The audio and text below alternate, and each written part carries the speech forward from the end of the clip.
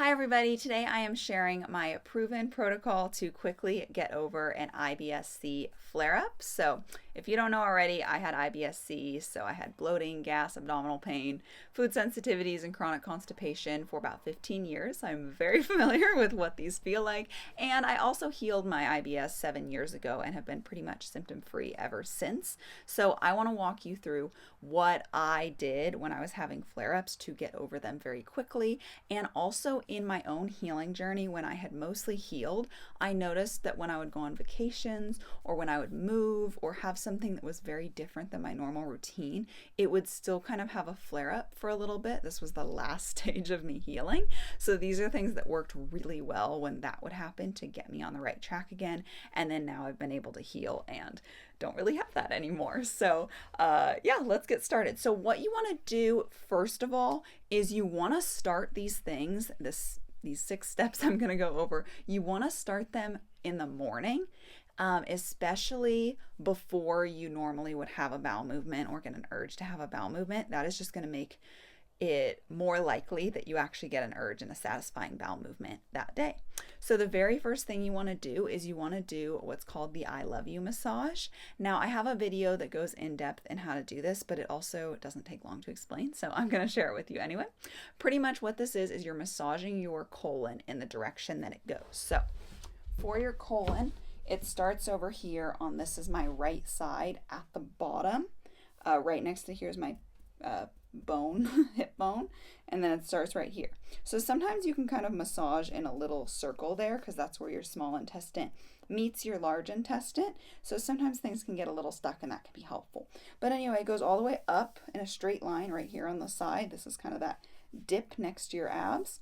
And then it goes across. So here's my rib cage and it goes right across under your rib cage. And then from there, it's going to go straight down here on the other side. So again, that's like right after your abs, that little valley there. And it goes down there, and then it's going to go back towards your rectum. So what you want to do is you want to start on this side, and you want to do about 10 just massages down this. So this is the I of the I love you.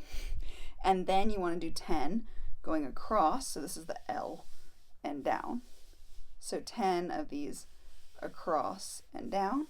And then the U, you go down here and you do 10 of these U's where you go like that.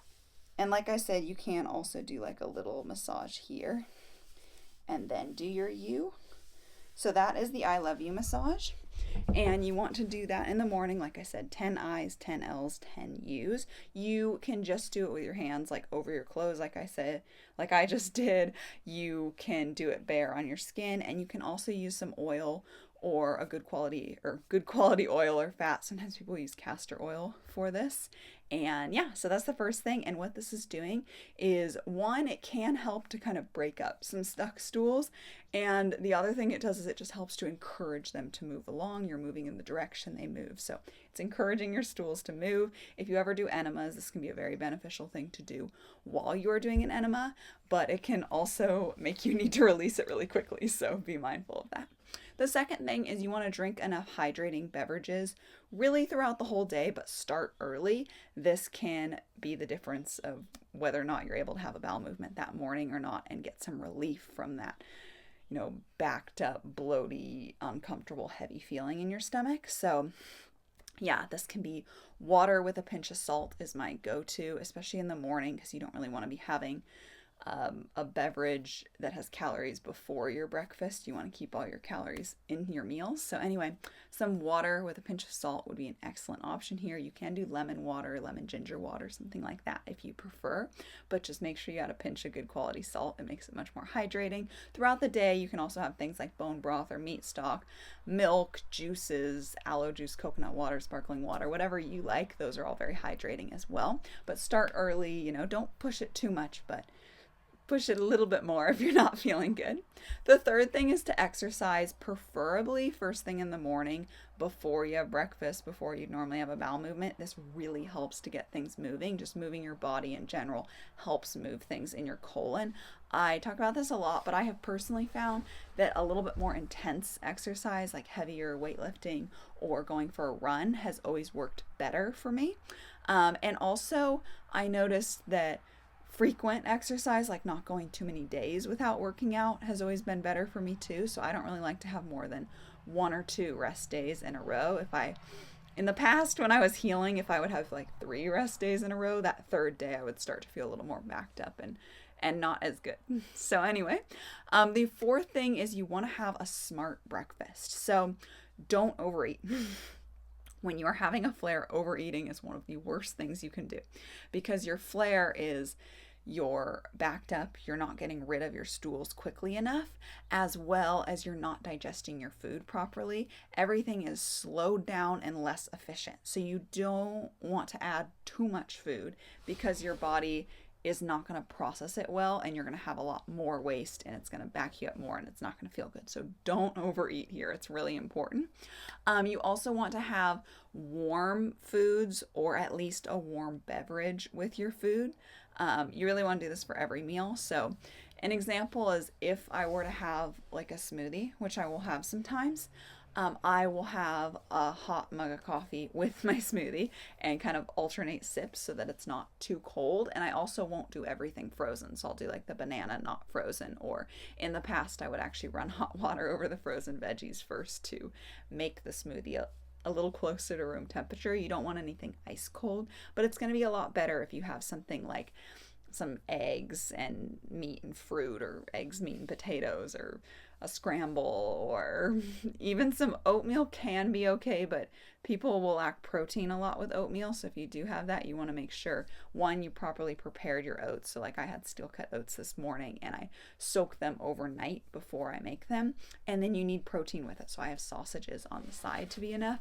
But when you're healing, you do want to kind of stay away from grains. So that might not be the best choice at the moment. But anyway, you also want to pick easy to digest foods, and mostly animal foods. So like I said, eggs, meat, fruit's really good.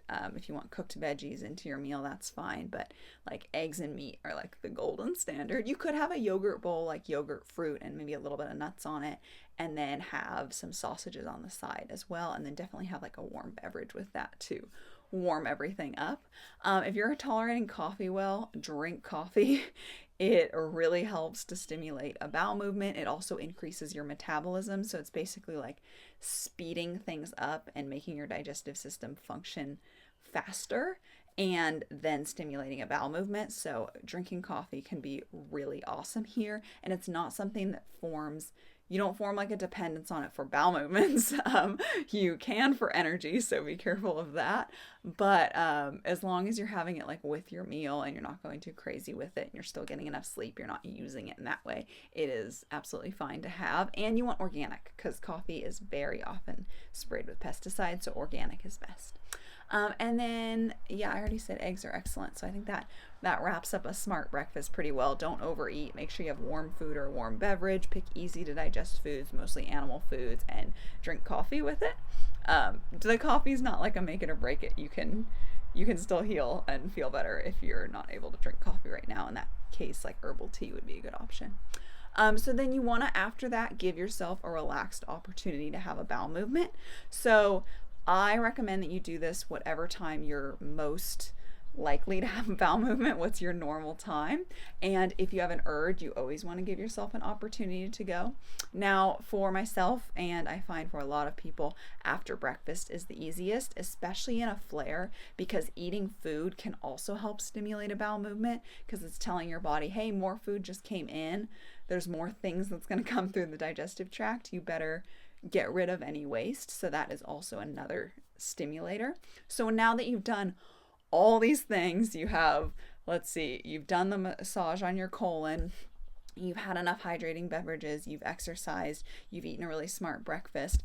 Now you've really set yourself up for success to be a lot more likely to have a bowel movement. So when you go, you really need to be relaxed. You cannot do this when you're rushed. You need to wiggle your schedule around so that you have some relaxed time to have a bowel movement here. I recommend that you sit in a position where your hips are above where your knees are above your hips. So you can squat on the toilet, you can sit on the toilet and put your feet at the front of it, or you can put like an upside down trash can right in front of the toilet and put your feet on that, or you can get a squatty potty. So any of those will help. This will just align your colon to make it more easy to have a bowel movement, just like how you would squat down in nature to have a bowel movement.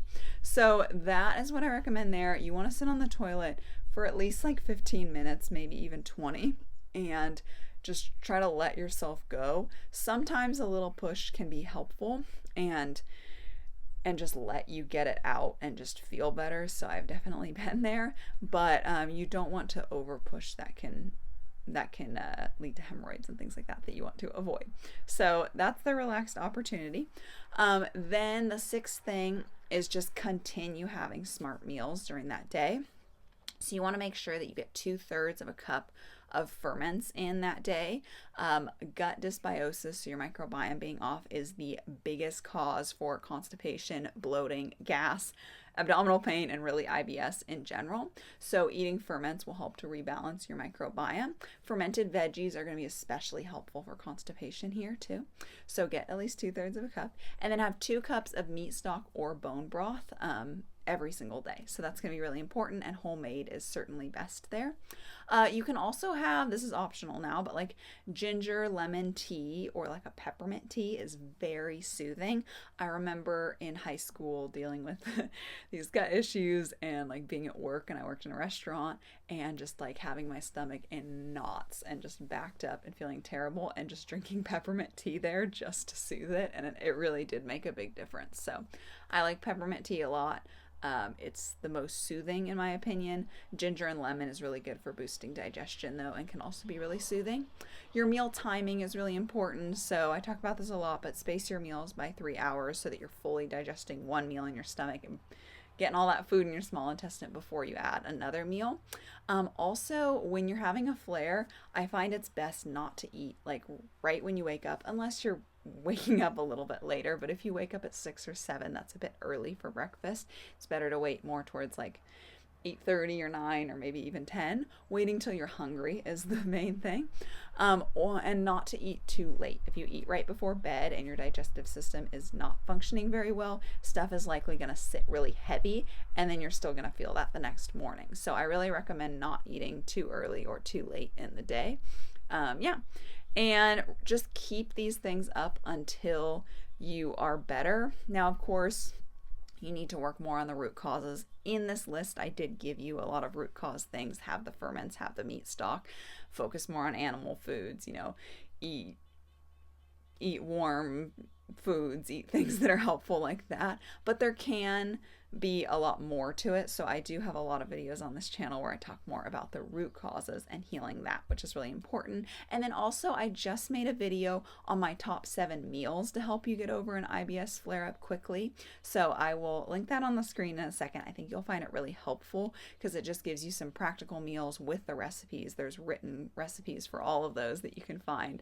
That helps you put all these things into practice, and you just have some go-to meals that help you get over your flare-ups. And these are all meals that have helped me get over my flare-ups in the past. And if you want more help with this, I do actually offer coaching as well. So I help people to heal chronic gut issues like constipation, bloating, gas, autoimmune issues, Crohn's, ulcerative colitis, things like that. So if you want more help with that, I'll leave 2 links down below, one with a little bit more info and another one with a link where you can book a call with me and learn more about what I offer and see if you want to work together. So anyway, thank you so much for watching. Again, don't forget to check out that video that I'll leave on the screen in a second on my 7 meals to quickly get over an IBS flare-up. Thank you so much for watching.